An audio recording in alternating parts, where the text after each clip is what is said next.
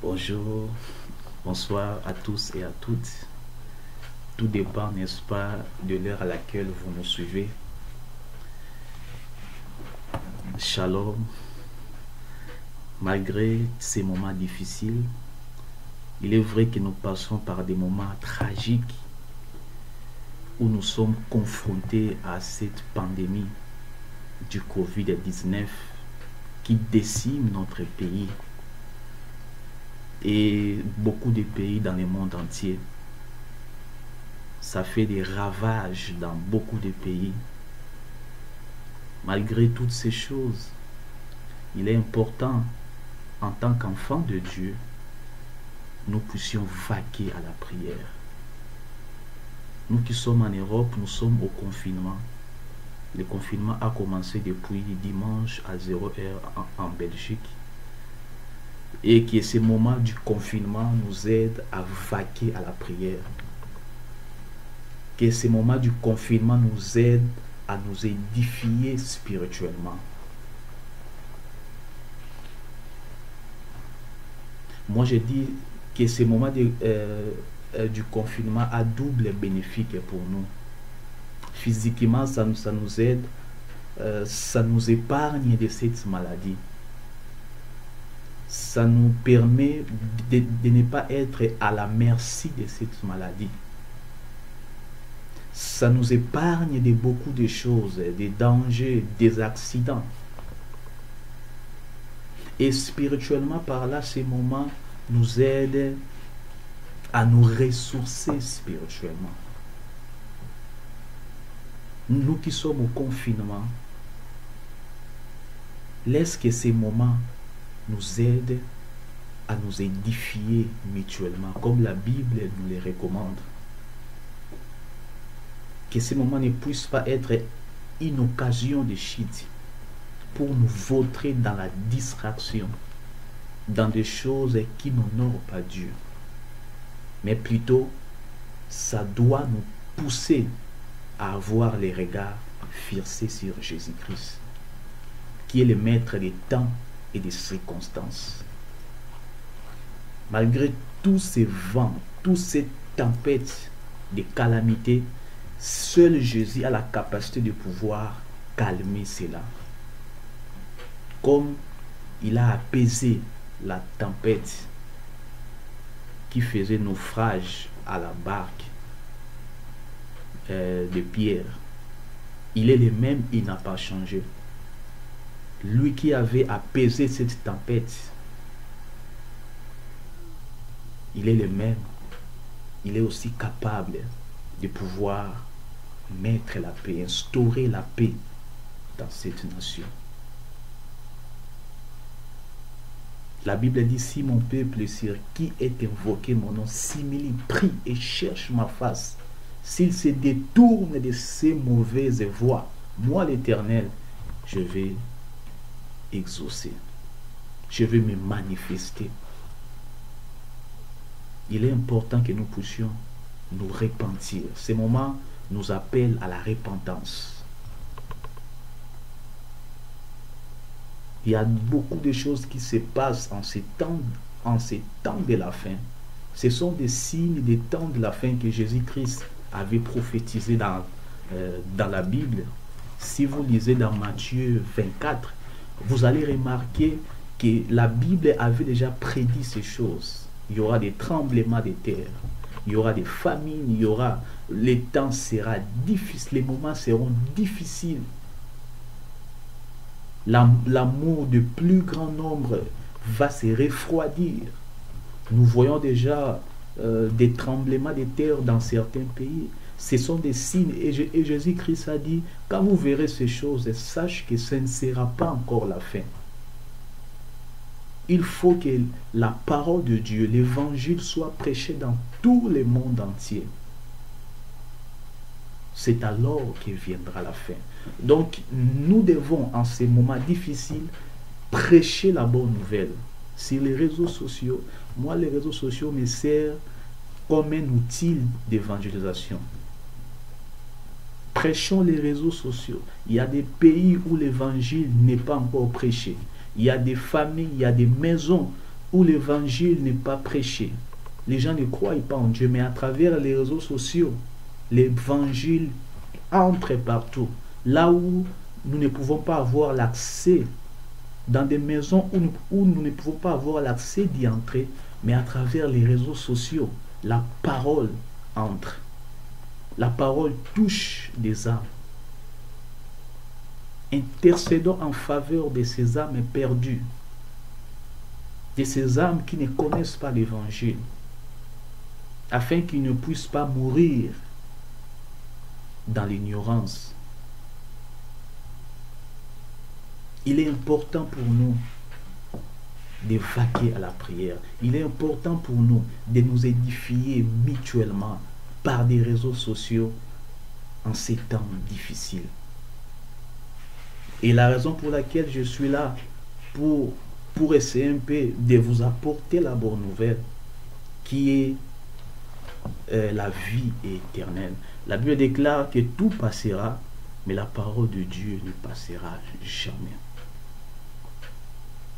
Et nous allons faire une petite synthèse de ce que nous avions vu précédemment sur notre thème du royaume. Précédemment, nous avions parlé du royaume de Dieu. Et nous avions dit que le royaume de Dieu est tout simplement appelé la demeure de Dieu, communément appelé le ciel. Le royaume de Dieu n'est pas différent du royaume des cieux. Nous avions dit qu'il n'y a aucune différence entre le royaume de Dieu et le royaume des cieux. Et nous allons voir les textes bibliques de Jean, de Matthieu, qui utilisent les termes royaume des cieux, et Marc utilise les termes royaume de Dieu. On n'aura pas le temps de lire tous les textes. Je vous donnerai seulement des références concernant la différence entre le royaume de Dieu et le royaume des cieux. Prenons les textes de Marc, de Matthieu plutôt, chapitre 4, verset 17. Matthieu, chapitre 4, verset 17. Je vais lire certains textes bibliques.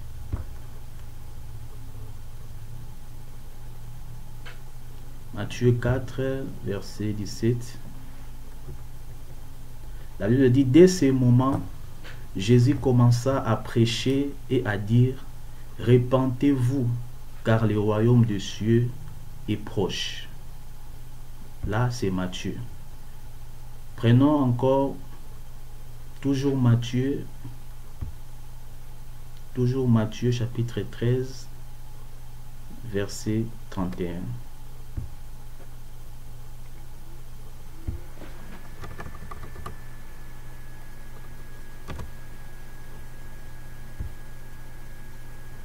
Matthieu 13, verset 31, la Bible dit, il leur proposa une autre parabole et il dit, le royaume des cieux est semblable à un grain de sénévé qu'un homme a pris et sémé dans son champ. Ça c'est Matthieu. Toujours dans Matthieu chapitre 18. Matthieu chapitre 18, versets 3 à 4. Et nous allons voir pourquoi Matthieu utilise les termes royaume des cieux et Marc utilise le royaume de Dieu. Nous allons voir pourquoi cette différence. Je disais Matthieu 18, versets 3 à 4. La Bible dit, je vous l'ai dit en vérité, si vous ne convertissez et si vous ne devenez comme les petits enfants, vous n'entrerez pas dans les royaumes des cieux. C'est pourquoi quiconque se rendra humble comme ces petits enfants sera le plus grand dans le royaume des cieux. Maintenant prenons Marc chapitre 1er, verset 14 à 15.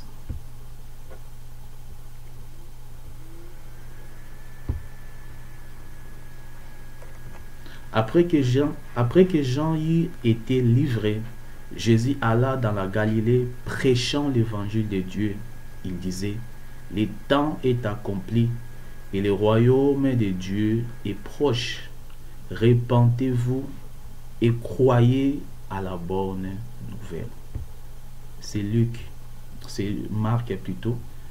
Prenons encore les mêmes textes de Marc, chapitre 4, verset 30. Marc 4, verset 30.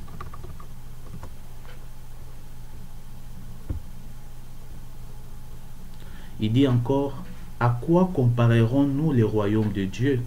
Ou par quelle parabole les représenterons-nous? Toujours Marc, chapitre 10, verset 14 à 15. C'est le dernier verset.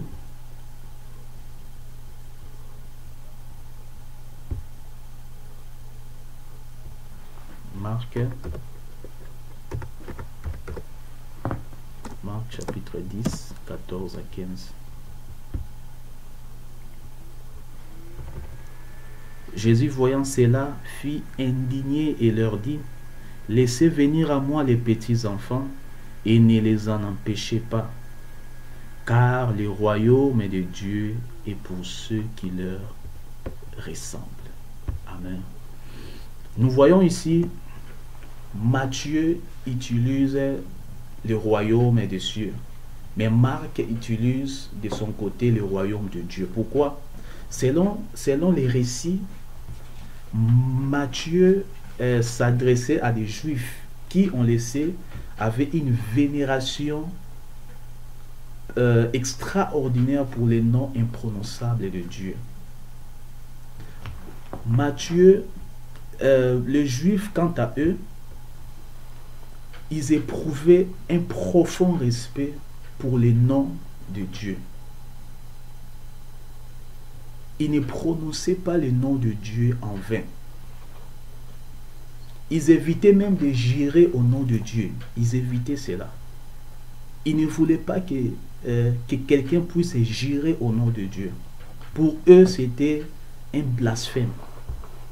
Lorsque tu jures au nom de Dieu, pour eux, tu es en train de blasphémer. Et vous savez même que c'était des Juifs qui avaient lapidé Étienne.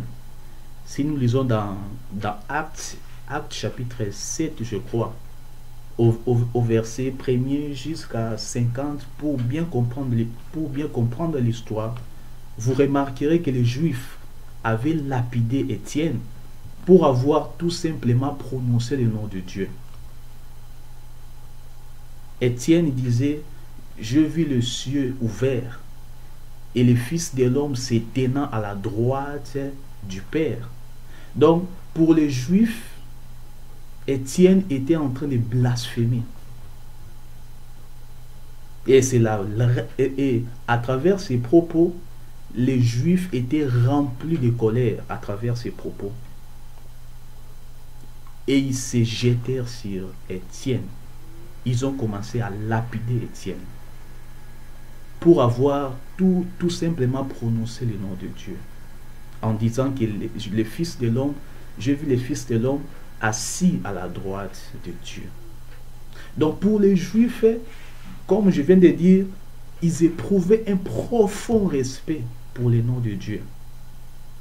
Et Matthieu, connaissant leur tradition ou cette logique, il s'adresse aux Juifs en utilisant les royaumes des cieux et non le royaume de Dieu.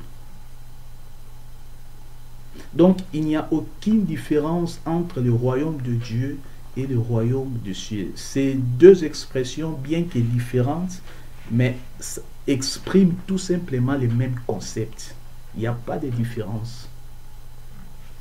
Et concernant le royaume de Dieu, j'avais dit, il est important que nous puissions savoir, quand la Bible parle du royaume de Dieu, quand nous prions que ton règne vienne, La Bible parle justement de l'autorité de Dieu de régner sur tout ce qu'il a créé. Dieu veut régner. Lorsque nous prions de cette manière, nous appelons les règnes de Dieu de se manifester sur cette terre. L'autorité de Dieu, le pouvoir de Dieu de régner dans le cœur des chrétiens et dans le monde entier. Et nous avions dit que le royaume de Dieu a été inauguré par un homme. Le royaume de Dieu a été inauguré par un homme qu'on appelle Adam.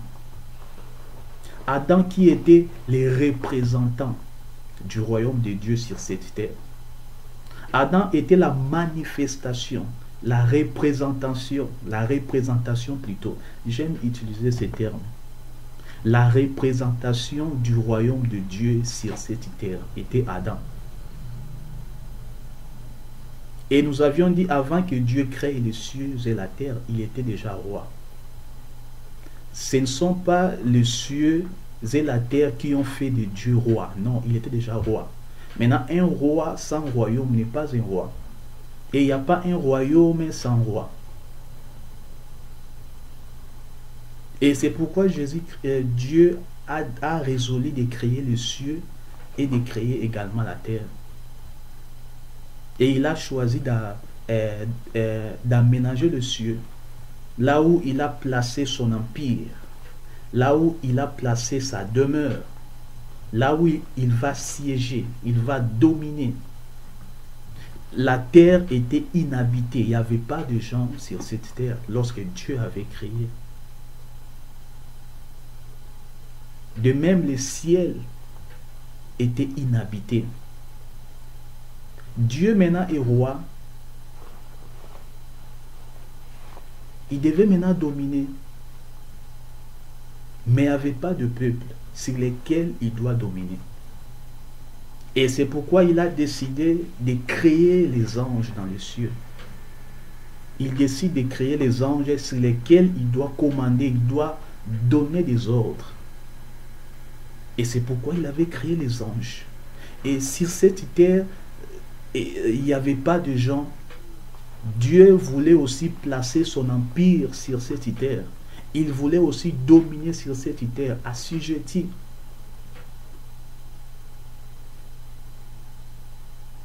Et il a décidé, dans Jean 1er, la Bible dit, Dieu dit, créons l'homme à notre image. Dieu a résolu de créer maintenant l'homme qu'on appelle Adam. Il s'adresse à toute son armée, créons l'homme à notre image et à notre ressemblance, afin qu'il fasse quoi? Dominer. C'est le but pour lequel Adam a été créé. C'est pour dominer, assujettir sur cette terre. Et c'est pourquoi je dis Adam était roi. Adam était la représentation du royaume de Dieu sur cette terre. Parce que Dieu l'a créé dans le but de dominer, d'assujettir sur toute créature créée. Il a créé l'homme, il a placé l'homme dans les jardins d'Éden, ici sur cette terre, pour dominer, pour les représenter. Dieu lui a délégué plutôt son autorité, son pouvoir. Et je n'ai pas dit que les cieux étaient pour Dieu, la terre était pour l'homme. Je n'ai pas dit ça. C'est comme un papa qui a deux maisons. Il a une maison ici en Belgique et une autre en France. Et il a décidé d'aménager la maison qui est en France. Et celle de la Belgique, il a placé son fils afin qu'il puisse gérer cela. Cela ne veut pas dire que cette maison de la Belgique ne lui appartient pas. C'est sa maison toujours.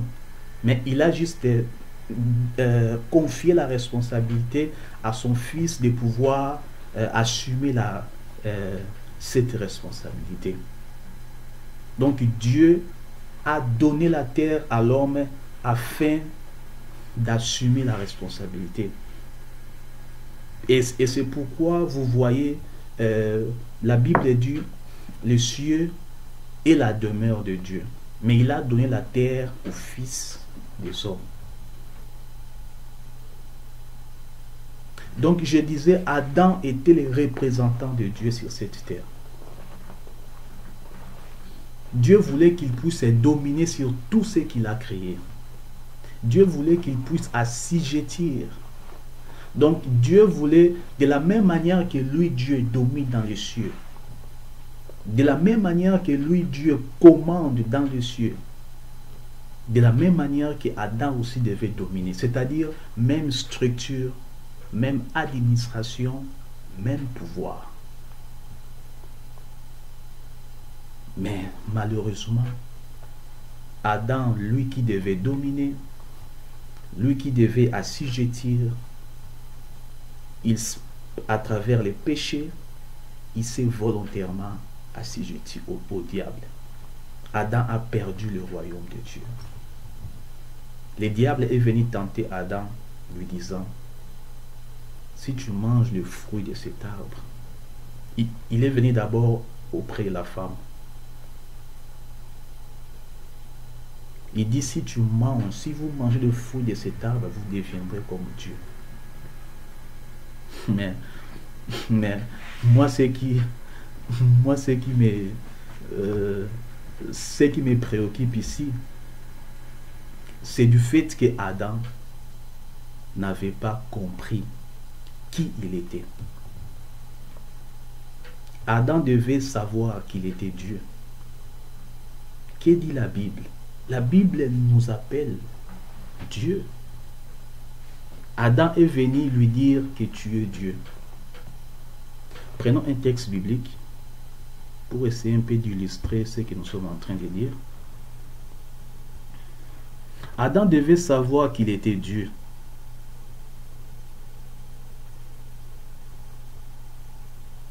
Adam a perdu le royaume de Dieu.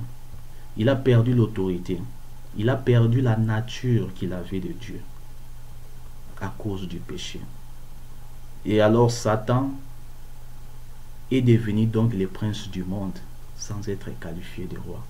Il n'était pas qualifié de roi parce que dans Luc 4,6, il vient tenter Jésus en disant, si tu te prosternes devant moi, je te donnerai tous ces mondes et tout ce qui s'y trouve, car il m'a été donné. En quelque sorte, c'est l'homme qui lui a donné. Ce n'était pas Dieu. Du fait que Adam avait péché, il a perdu le royaume. Alors le diable est devenu le prince du monde. Il a maintenant commencé à dominer. Adam devait dominer.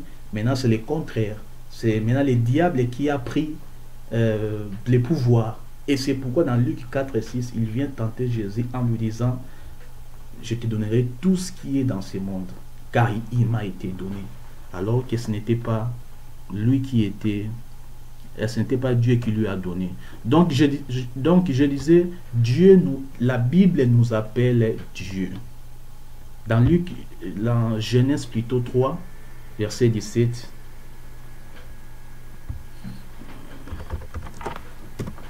Disons Genèse 3, verset 4 plutôt.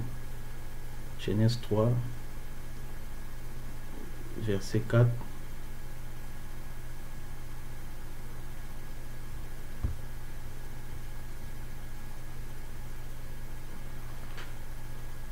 Non, je me suis trompé. C'est plutôt dans 1 Jean 4, verset 4. 1 Jean 4, verset 4. La Bible dit,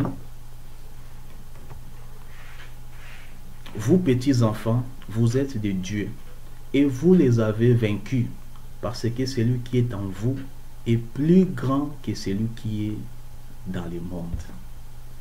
Vous voyez, la Bible nous appelle des dieux. Adam devait savoir qu'il était Dieu. Le diable est venu tromper Adam, lui présenter ce qu'il était déjà, lui présenter ce qu'il avait déjà. Le diable vous présentera toujours ce que vous avez déjà. Il est venu faire de même avec Jésus.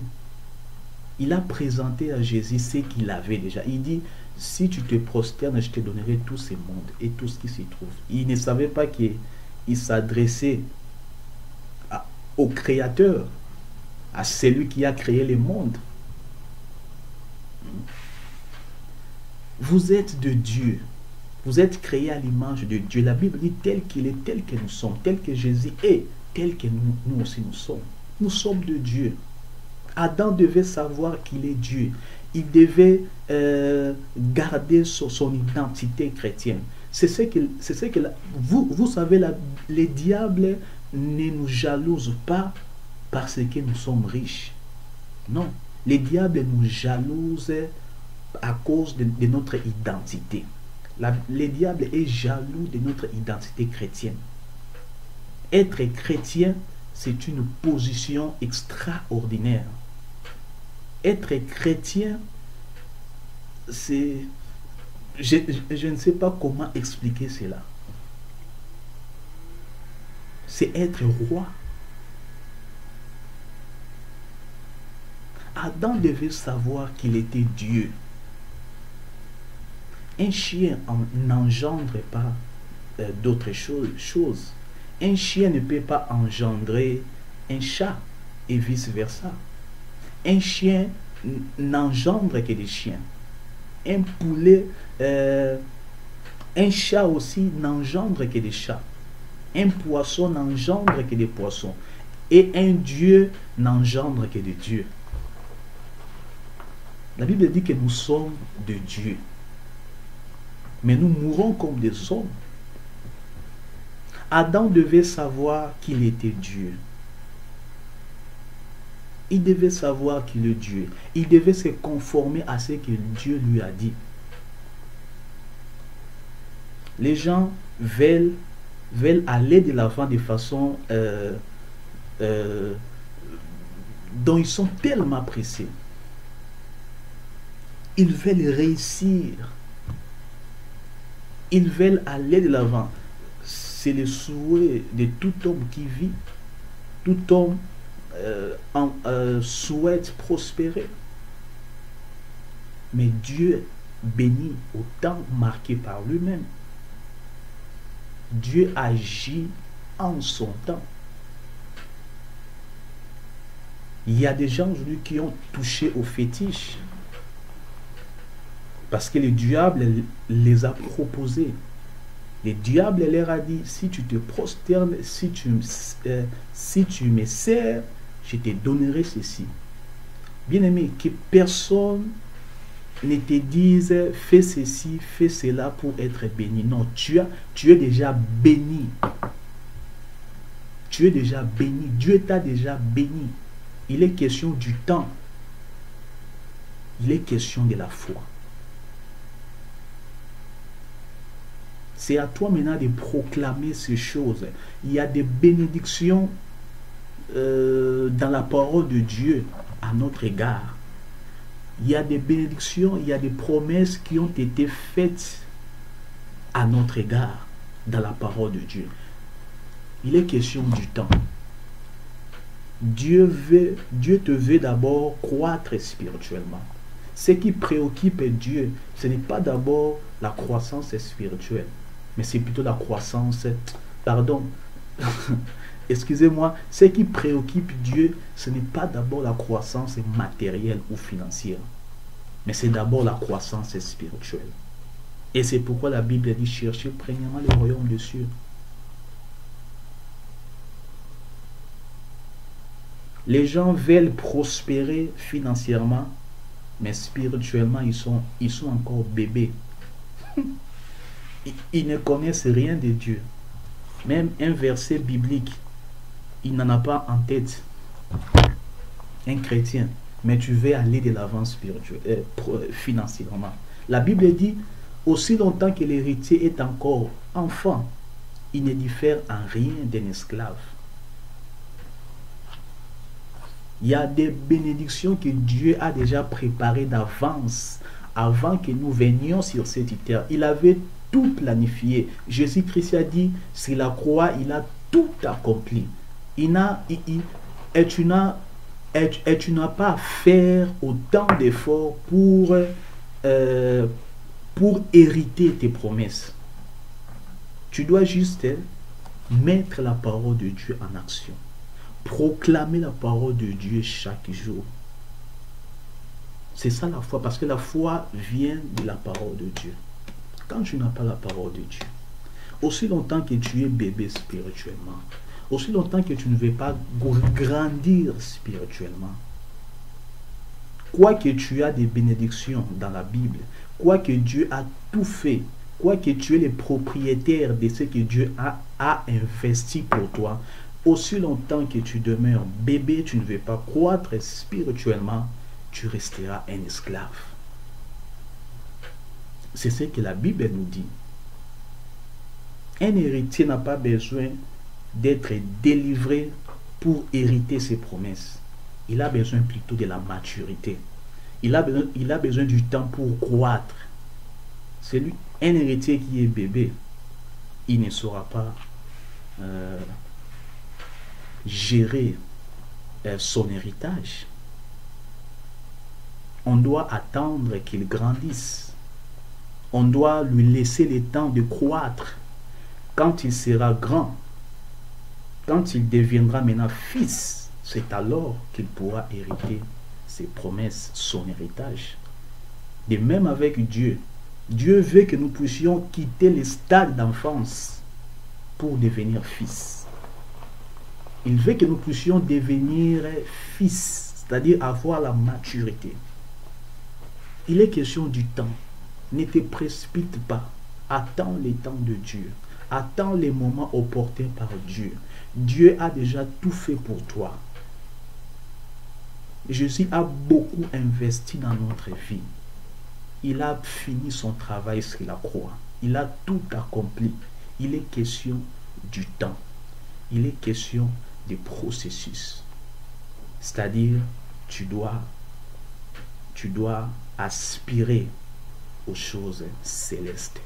Tu dois chercher à croître spirituellement. Tu dois te conformer à ce que la parole de Dieu dit. Si Adam s'est conformé à la parole de Dieu, aujourd'hui je disais, si Adam n'avait pas péché, on aurait à avoir une bonne relation avec des animaux aujourd'hui. Si Adam n'avait pas péché, il n'y aurait pas des animaux sauvages aujourd'hui. S'il y a des animaux sauvages aujourd'hui, c'est tout simplement parce qu'Adam avait péché. Lorsqu'Adam était dans le jardin d'Éden, avant qu'il pêche, quand il avait le pouvoir de dominer sur tout, il n'y avait pas l'animosité des animaux. Les animaux n'étaient pas sauvages. Mais lorsqu'il a péché, tous les animaux, certains sont devenus sauvages. Et la bonne nouvelle est que lorsque Adam a péché, Dieu comme il est, Dieu aussi miséricordieux, Dieu aussi lent à la colère, Dieu qui nous aime, Dieu qui a pitié de ses enfants, Dieu qui ne veut pas que nous puissions demeurer dans l'esclavagisme du diable. Dieu a envoyé son fils, qui est le second Adam. Lorsque le diable a pris le monde sous sa domination, lorsque le diable est devenu le prince du monde, Dieu maintenant a envoyé son fils afin de libérer l'homme qui était sous la prise du malin, l'homme qui était maintenant esclave, l'homme qui devait dominer. Maintenant, il s'est assujetti au diable.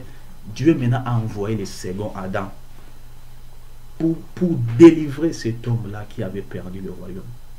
Pour délivrer l'homme. Et c'est pourquoi Colossiens dit, il nous a délivrés du pouvoir du royaume du ténèbre et nous a transférés dans le royaume de la lumière. C'était la mission de Jésus-Christ sur cette terre qu'on appelle le second Adam. Gloire à Dieu qui nous a délivrés. Gloire à Dieu qui a envoyé son Fils afin de mourir à la croix pour nous.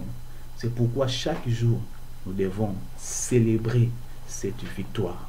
Chaque jour, nous devons rendre hommage à notre Jésus-Christ. Lui qui nous a rendus affranchis.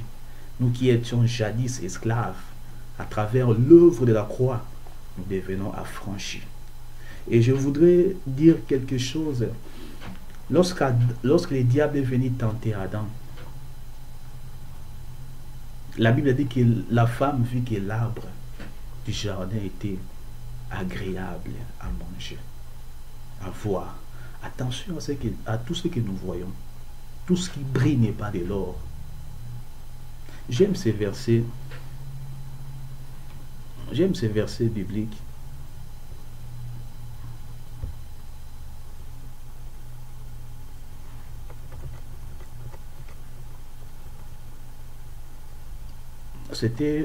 Oui, c'est dans Genèse chapitre 3, verset 6.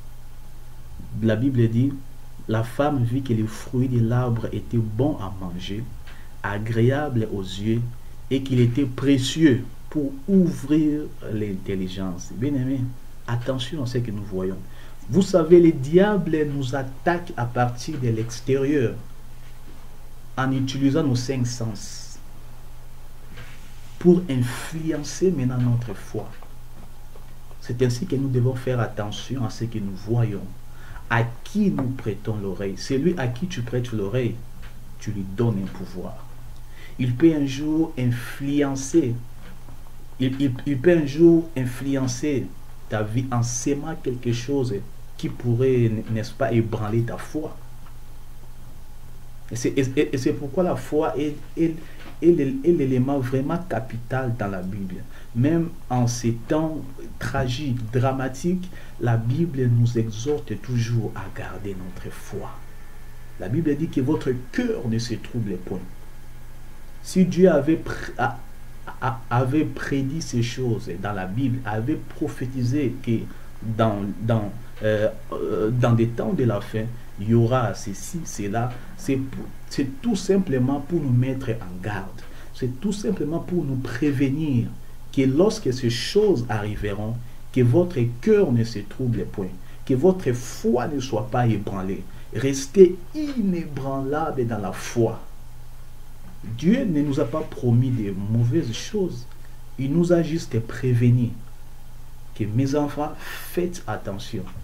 Lorsque ces choses arriveront, les signes du temps de la fin arriveront, soyez attention. Faites attention. Gardez votre foi. Donc attention à ce que nous voyons. La femme a vu que l'arbre était agréable. Attention à ce que nous voyons. Quand l'homme a péché, je disais, Dieu a résolu d'envoyer son fils Jésus qui est le second Adam. 1 Corinthiens 15, 45, on nous parle de Jésus qui est le second Adam. Pour, n'est-ce pas, délivrer l'homme du pouvoir du ténèbre. Jésus est venu pour redonner à l'homme l'autorité qu'il avait perdue, le pouvoir, c'est-à-dire réinstaller le royaume qu'Adam avait perdu sur la terre. C'est la raison pour laquelle Jésus-Christ était venu sur cette terre, afin de faire de nous un royaume de sacrificateurs, comme la Bible dit.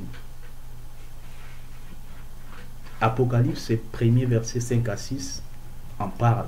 Jean-Baptiste est venu annoncer déjà l'arrivée de Jésus-Christ en disant « Repentez-vous, car le royaume des cieux est proche ». Cela veut dire tout simplement que les gens devaient se repentir pour avoir part à l'héritage du royaume, pour être délivrés du pouvoir des ténèbres de Satan. Mais Jésus devait d'abord mourir. Jésus, il devait mourir pour que cela entre en vigueur. Jésus devait mourir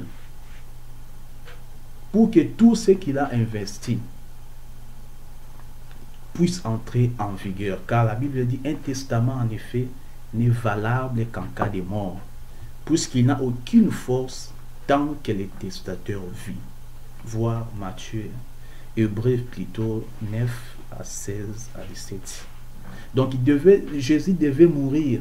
Jésus devait aussi désarmer d'abord Satan sur la croix. Pour renverser le trône du roi, il faudrait lui désarmer d'abord.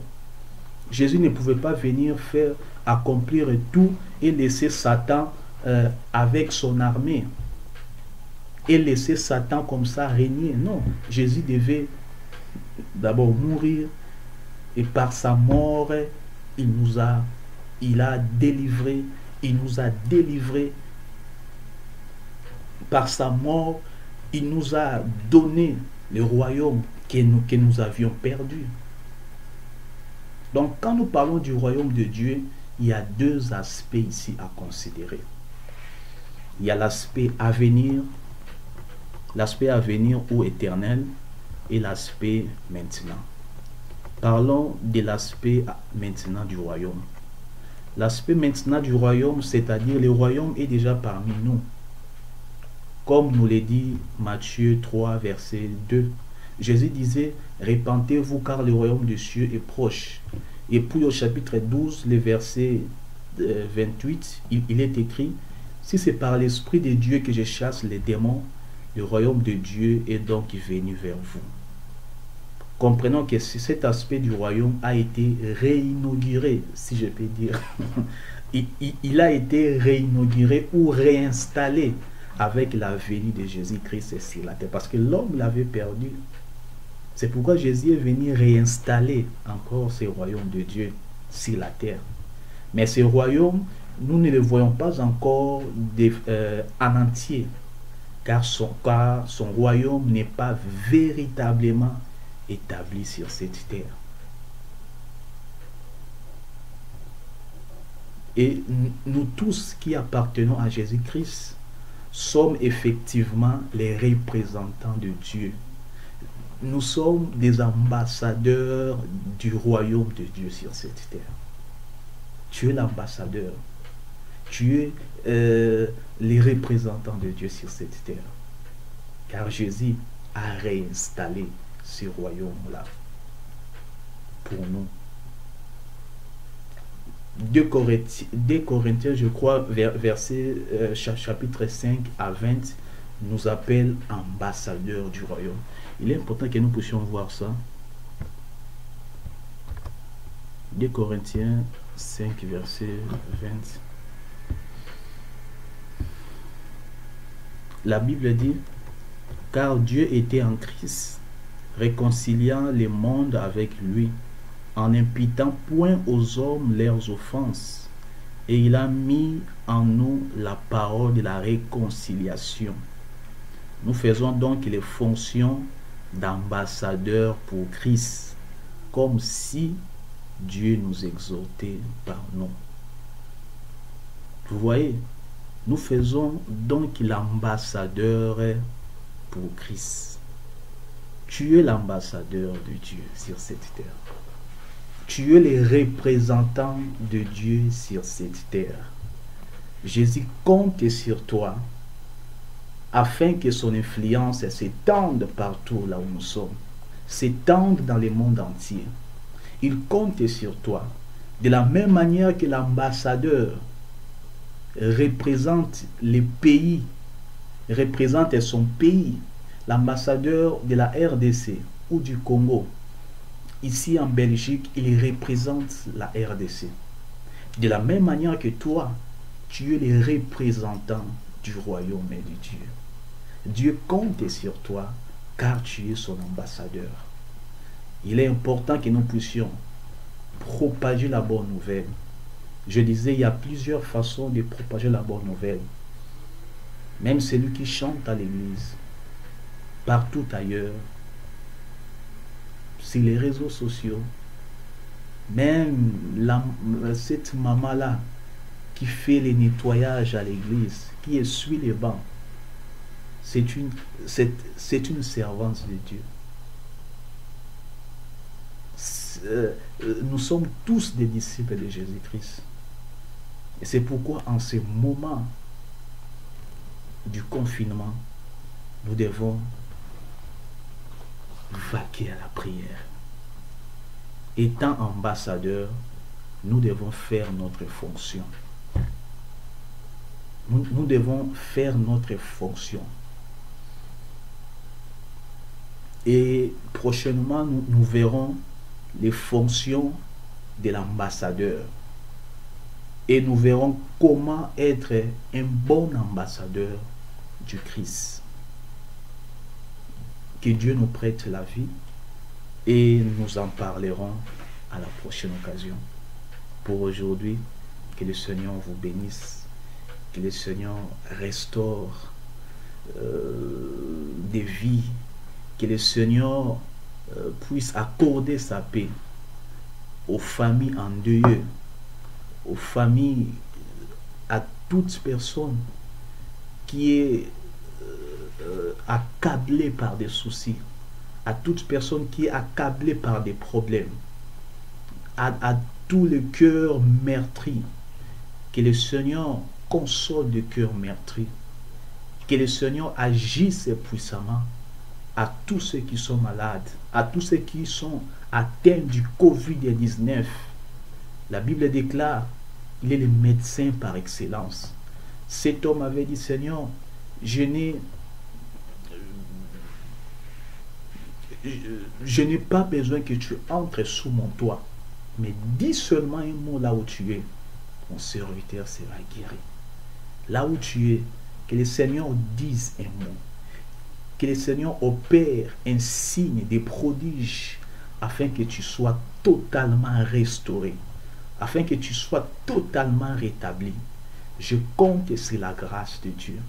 En ces moments tragiques, il y en a qui comptent sur leur argent.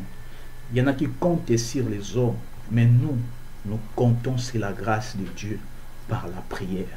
Que le Seigneur vous bénisse, que le Seigneur vous restaure. On se verra à la prochaine occasion. Au revoir.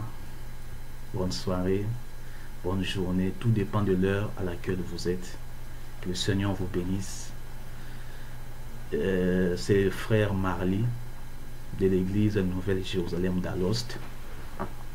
Je suis dans la joie de pouvoir partager la parole de Dieu sur les réseaux sociaux. On s'est dit au revoir.